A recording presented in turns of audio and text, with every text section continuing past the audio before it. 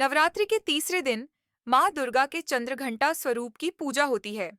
माँ चंद्रघंटा का स्वरूप अत्यंत दिव्य और सौम्य होते हुए भी असुरों के लिए भयंकर है। उनके मस्तक पर अर्धचंद्र के आकार की स्वर्णिम घंटा सदैव शोभा पाती है। इसी कारण इन्हें चंद्रघंटा कहा जाता है। प्राचीन समय में जब असुरों का अत्याचार अत्यधिक बढ़ गया था, तब देवता बहुत दुखी हो गए। वे बार बार असुरों के द्वारा पराजित हो रहे थे और उनकी स्थिति दयनीय हो गई थी। असुर राज ने तीनों लोकों में आतंक फैला रखा था। चारों ओर भय और अंधकार का वातावरण छा गया था।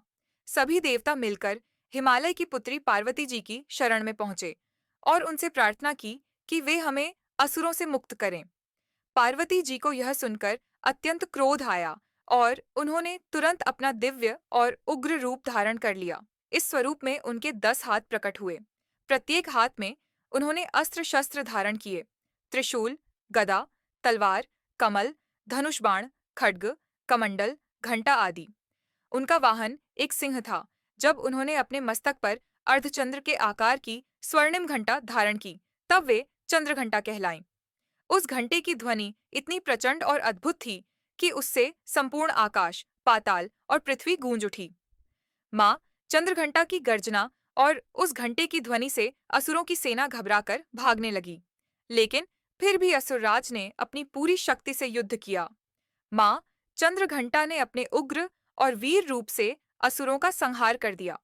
जिन असुरों ने देवताओं को कैद कर रखा था, उन्हें मुक्त कराया। युद्ध के दौरान माँ के चेहरे पर अद्भुत शांति और करुणा झलक रही थी, लेकिन उनके स्वरूप का तेज देखकर दुष्ट असुर भी थर थर कांप उठते थे। माँ चंद्रघंटा की पूजा करने से साधक को शत्रुओं से विजय मिलती है, भय और नकारात्मक शक्तियाँ दूर हो जाती हैं, घर में शांति, सुख और समृद्धि आती है, जीवन में धैर्य, शौर्य और आत्मबल की वृद्धि होती है।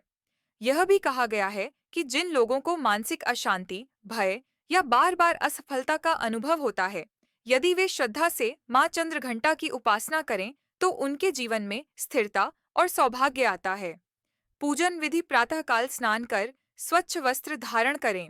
पूजन स्थल को गंगा जल से शुद्ध करें और माँ चंद्रघंटा की प्रतिमा या चित्र स्थापित करें। कलश स्थापना करें और माँ को हल्दी, चंदन, अक्षत, पुष्प, धूप, दीप अर्पित करें। दूध या दूध से बने पदार्थ का भोग लगाएं। ओम देवी चंद्रघंटायै नमः मंत्र का कम से कम 108 बार जप करें। अंत में माँ से सुख, शांति और जीवन के कष्टों के निवारण की प्रार्थना करें।